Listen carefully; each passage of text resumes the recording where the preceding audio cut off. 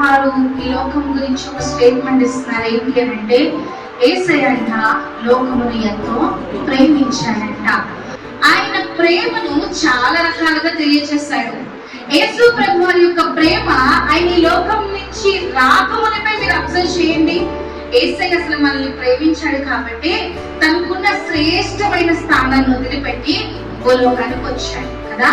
భూలోకానికి వచ్చినప్పుడు ఆయన మనల్ని ప్రేమిస్తూ ఉన్నాడు కాబట్టి గొప్ప గొప్ప భవంతులలో గొప్ప గొప్ప స్థానాలలో ఆయన పుట్టకుండా మనందరికీ చేరువగా ఉండడానికి ఒక చిన్న పశువుల పాకలో సాధారణ మనిషిలాగా పుట్టి మనతో సరి సమానంగా ఉండి మనల్ని ప్రేమించడానికి ఆయన ఇష్టపడ్డాడు.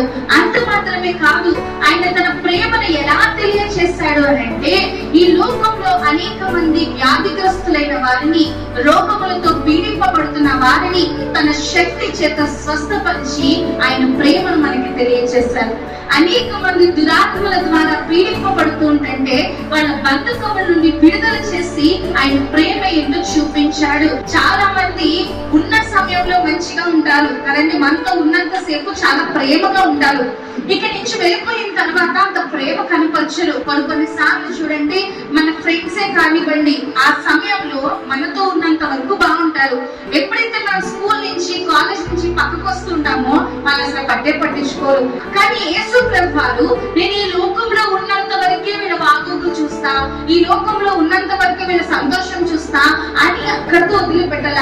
ఆయన శాశ్వత సంతోషం ఇవ్వడానికి ఆయన ఈ లోకంలో ప్రతి చోట కూడాను, ముఖ్యంగా యెరూషలేము ప్రతి ప్రాంతంలో కూడాను శాశ్వత రాజ్యం గురించి ఆయన బోధిస్తానే ఉన్నాడు.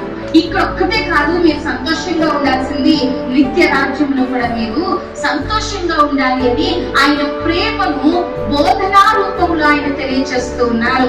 ఈయన మనల్ని ఎంతగా ప్రేమిస్తున్నాడు అనంటే, మనం చేసిన దోషములకు, మనం చేసిన అపరాధములకు, మన మీదకి రావాల్సిన ప్రతి గాయము కూడా ఆయన భరించాడు.